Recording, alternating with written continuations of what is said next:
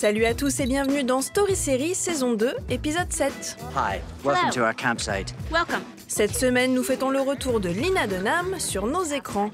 2 ans après la fin de l'Imperial Girls, le petit génie de HBO, toujours accompagné de sa co-showrunneuse Jenny Connor, revient avec l'adaptation de Camping, une comédie anglaise caustique qui raconte le week-end infernal de 4 couples de quadras qui décident de se mettre au vert. I'm Harry. I'm the proprietor around the place. Okay. I'm Catherine McSorley Jodell. My husband Walt Jodell and I are checking in. Party of 9, 8 adults, 1 kid, 4 nights at the Groupon raid. Pour décrypter le phénomène Lena Dunham, nous avons fait appel aux journalistes Marion Olité et Sylvain Trinel. Mais avant cela, nous avons sauté dans un avion direction Los Angeles pour rencontrer le casting 4 étoiles de Camping, ainsi que Jenny Connor. Dunham, quant à elle, a dû annuler sa venue pour raisons médicales. Alors, Camping, c'est comment ? Stressful, complicated, Mayhem. relatable. Awkward. Idiosyncratic. Ah, that's such a good one. Yeah, I'm never you like gonna. that? A Chaotic. bad Survival. idea. Relationship driven. That's 2 words. That's It's not a hyphenated. hyphen. That is never a hyphen. Well, then you only have 1 more. Ah, funny. Fun. Funny. And tender. She wins. You are 45, you old piece of shit. Well, you're not too far behind me, you old piece of shit. So I guess we're just 2 old pieces of shit. I guess we are. I guess we are. Let's have a beer. Let's have a beer. I need a beer. Come on. Yes. Just fell in love with the original version, and it felt like something so translatable to hear this idea of all these couples with these repressed problems, repressed relationships, repressed anger, hurt, you know, who've been holding it in all this time, and then it completely comes to the surface because they're all trapped together, and they all sort of had this like contract with each other, a silent contract that was like, we're all miserable together. And then one of them shows up seemingly happy with this new, young, gorgeous, you know, freak, and I think it throws them all into total chaos. I shot a bear. I shot a bear. I shot a bear. This isn't a bear. It's Miguel. Miguel and Margaret, someone help me. I've shot my divorced friends. Wait. That's not Margaret. Who the hell did I shoot? La star de Camping, c'est Jennifer Garner, excellente au contrôle fric névrosée, organisatrice d'un week-end d'anniversaire pour son mari, campé par David Doctor Who Tennant. What's her diagnosis? She's mentally quite sound. You! Where are we? I just want to say, I'm now ready to forgive all of you. Et si l'actrice se décide enfin à revenir sur le petit écran plus de 10 ans après la fin d'Alias, Oh my God, where have you been? ce n'est pas que pour le scénario et elle n'est d'ailleurs pas la seule. I think it was Jenny and Lena. I think that, you know, the best predictor of the future is the past, and they were so successful with girls, and they'd written something so beautiful that you just kind of had faith that Jenny and Lena and HBO, you were going to be in something good. For me, the same thing. I've been a fan of their work also, and HBO is like the standard for the best TV you can ever watch. So it doesn't get better than that, you know? I like, you know, when you see the home box office thing, when it comes off, you HBO, yeah. I like always wanted to get to be in one of those shows. Le duo Dunham-Connor est devenu un label de qualité imparable, notamment grâce à un élément qui a fait leur marque de fabrique, l'amour des personnages. This is really great. Yeah, isn't it? Comme Girls, Camping soigne ses protagonistes, tous aussi profonds qu'ambigus. Every character had a lot of details already, you know, in the character, and I think that's part of their forte, to like have these very complex, very specific. So when you see, you know, in Girls, for example, you kind of know that person, and I think they're good at also bringing in the actual person that they cast and some of their traits into the character. The writing was very heightened.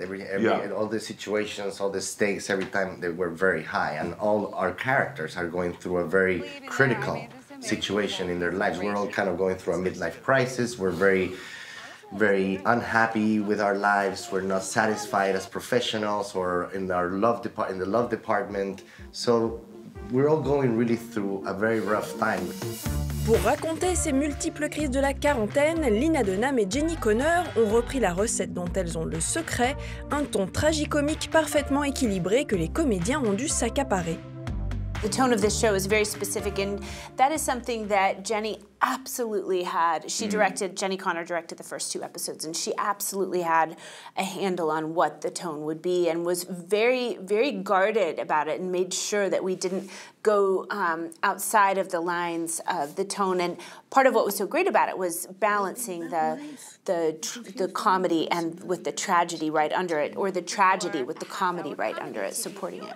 The tone it's slightly nebulous, isn't it? How do you grab hold of it? You sort of just start playing the scenes, and the characters come alive, and then you trust that, because we all did trust Jenny. I think we allow ourselves to be led through that, and I think it emerges. I think this world emerges through the interplay between the characters, because it's not plot driven really. This show, it's about the people. It's about these individuals and putting them in a clearing in a forest together and sort of stirring it and letting them go.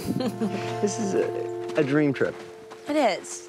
It's nice to get away and unplug. It feels super healthy for all of us in such a fast-paced world. Let's make eye contact with each other. Yes. I think it did help to tell the story. I mean, the campground is a character itself. You know, the dust we had to deal with, the rattlesnakes we had to deal with, the big proximity with each other, you know, that created the sense of family, of friends that we were supposed, or at least portray on the screen, that we're friends we've been friends for a long time. So being in close quarters, although we are in the outdoors, we were in close quarters, which was kind of served also the purpose for the story. Yeah, there's something about nature and the uncontrollable reality and environment of a natural spot, especially the woods, that's going to really make you face who you are. Yeah. Swimming is tomorrow. It's on the schedule.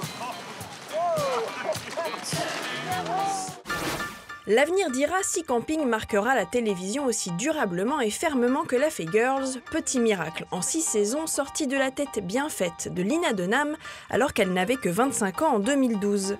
Générationnelle, irrévérencieuse et crue, Girls a longtemps appuyé là où ça fait mal, quitte à ce que sa créatrice y perde quelques plumes.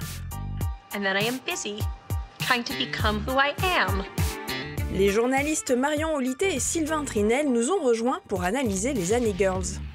Est-ce que vous vous souvenez, en 2012, quand Girls a été lancée, ce que vous en avez pensé, comment on en parlait, comment elle était présentée, la série ? C'était au printemps 2012 et il y a eu un bruissement quelques semaines avant. Les critiques américains étaient complètement à fond et que déjà la voix de Lina Dunham, elle divisait. Il y avait beaucoup de critiques qui aimaient beaucoup le côté novateur de cette série et il y avait des critiques peut-être un peu plus vieux qui n'aimaient pas trop la mise en scène comme ça des millennials. I give 0 fucks about anything, yet I have a strong opinion about everything, even topics I'm not informed on. À l'époque, on cherchait surtout une nouvelle Carrie Bradshaw, finalement, une nouvelle représentante du genre féminin à la télévision et qu'elle a réussi justement un peu ce tournant-là. I don't want to freak you out, but I think that I may be the voice of my generation. Mais cette phrase qui lui colle au basque, la voix de la génération, est-ce qu'aujourd'hui, avec du recul, vous vous dites c'est ça la voix de cette génération-là ? Lina Dunham, pour moi, ne représente pas toute la génération des millennials, parce que déjà, c'est très difficile de se faire la voix comme ça. Les millennials, cette génération-là, elle est très morcelée. On ne peut pas dire que c'est un seul groupe. Je trouve qu'elle a bien représenté un petit groupe qui sont les jeunes femmes de 20 ans, urbaines, qui, à cette époque-là, en 2012, luttaient aussi pour trouver du boulot post-diplôme, en pleine période de crise financière. Et ces jeunes femmes aussi, elles luttent avec leurs amitiés, leurs amours, elles découvrent leur sexualité, elles ne savent pas toujours ce qu'elles veulent, et elles ont peur d'avancer, de grandir, elles sont bloquées entre l'adolescence et la vie d'adulte qui les attend. Et ça, je trouve que Lina Dunham a été la seule à l'exprimer aussi bien à cette époque-là. So I calculated and I can last in New York for 3.5 more days, maybe 7 if I don't eat lunch. I'm gonna find you a job worthy of your talents. Well, I appreciate that, but I don't know how you're gonna find a job fast enough. I'm gonna have to work at, like, McDonald's. You're not gonna work at McDonald's. Tout le monde a comparé Sex and the City et Girls, mais en disant que c'était plus culotté, plus réaliste. Mais aujourd'hui, est-ce que c'est vraiment réaliste, Girls ? je dirais peut-être plus dramatique que Sex and the City, qui était quand même sur le registre de l'humour sur les premières saisons. Le Girls d'aujourd'hui, est-ce que c'est vraiment représentatif ? C'est un peu compliqué parce que, disons qu'effectivement, comme le disait Marion, ça représente qu'une petite frange de la population, en fait. Donc c'est peut-être ça aussi qu'on lui a reproché, c'est de parler qu'à quelques personnes et pas forcément à toute une génération. Après, je pense que oui, elle a réussi un peu à faire bouger les lignes. Évidemment, elle a fait bouger la représentation des corps féminins. Sex and the City a été une des pionnières. Elle a libéré la parole autour de la sexualité. Pour moi, Girls, elle a libéré le visuel. C'est-à-dire que c'est la première fois qu'on voyait une femme héroïne qui faisait pas du 36 et qui s'en foutait. C'est-à-dire que dès le pilote, on voit Lena Dunham nue en train de prendre un bain. Lena Dunham, elle a prêté son corps à Anna. C'est un outil et qui lui a servi à plein de choses. I think your stomach is funny. Well, maybe I don't want my body to be funny. Has that ever occurred to you? Just 3 or 4 pounds. If you hate it so much, you could lose 4 pounds. Well, I don't lose weight from my stomach. I lose weight from my face, so... Elle, à travers son personnage, a libéré les corps féminins, mais son personnage est entouré de 3 nanas super minces, super jolies, super coquettes. Enfin, il y a une limite, en fait, à la libération des personnages. C'est un personnage. C'est peut-être pour donner le change, en fait. On idéalise beaucoup Sex and the City, et moi-même, je l'idéalise parce que j'aime beaucoup la série. Mais disons que c'est vrai qu'elles étaient toutes hyper minces, hyper sexy, et surtout, elles n'avaient pas forcément autant de problèmes que le personnage de Lena Dunham dans Girls. Là, je pense que le personnage de Lena Dunham servait finalement de message à lui tout seul, en fait, par rapport à ses amies qui, elles, n'avaient pas forcément autant de problèmes. Girls a permis de continuer le chemin déjà engagé par Sex and the City à l'époque. No one's making movies about actual human people anymore. And that's where we come in. You know, it has an honest, real... Yeah, and the only shit that's real is shit that actually happened. Yes. Yes! On voit plein de plumes féminines qui ont émergé, de Phoebe Waller-Bridge avec Fleabag, ou même des séries comme Dietland. Est-ce que vous pensez que c'est directement lié à ce qui s'est passé avec Girls ? Ce sont des héritières. Issa Rae avec Insecure, comme Michaela Coel avec Chewing Gum. Elle a ouvert la voie quand même, Lena Dunham, à des voix ensuite, comme Phoebe Waller-Bridge, qui ont chacun leur ton singulier. C'est pas du tout la même chose que Lena Dunham, ce que fait Phoebe Waller-Bridge, mais il y a ce ton caustique, il y a une façon de représenter des femmes de manière complètement différente des clichés de ce qu'on a eu jusqu'ici. Par rapport justement à l'émergence du mouvement MeToo, qui est finalement assez récent, elle, il y a déjà des années, a eu un bottle épisode American Beach où elle parlait du fait qu'un auteur hyper connu profite de sa célébrité pour abuser de ses fans. No, I'm talking about the part where you're a very fucking famous writer and she's working really hard to have just a little bit of what you get every day. So you invite her back to your hotel room, what's she supposed to say? No? She admires you. Then you unbuckle your pants. What's she gonna do next? You got it wrong. It's not so she has a story. It's so she feels like she exists.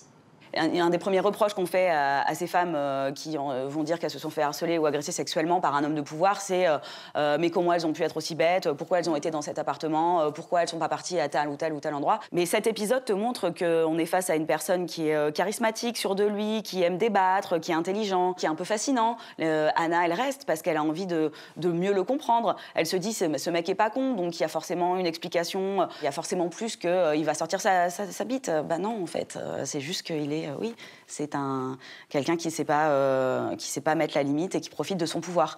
Pour l'avoir revu bien après toute l'affaire Weinstein et compagnie, cet épisode il est différent en fait. Une fois que tout le scandale a éclaté autour des producteurs Hollywood et des réalisateurs comme ça, on se rend compte encore plus que Girls était précurseuse d'une manière ou d'une autre. Il était même certain qu'elle voulait dénoncer ces pratiques-là à une époque où tout ça était complètement caché en fait. By the way, people don't talk about this shit for fun. It ruins their lives. You know that.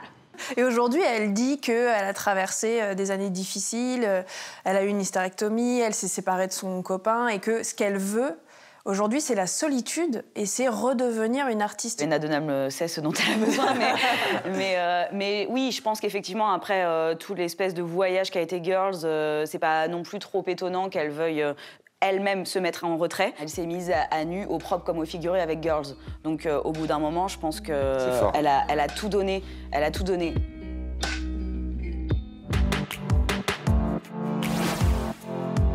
Story Série, c'est terminé. La semaine prochaine, on vous a réservé les meilleurs moments de l'émission dans un best-of aux petits oignons. Allez, à la semaine prochaine.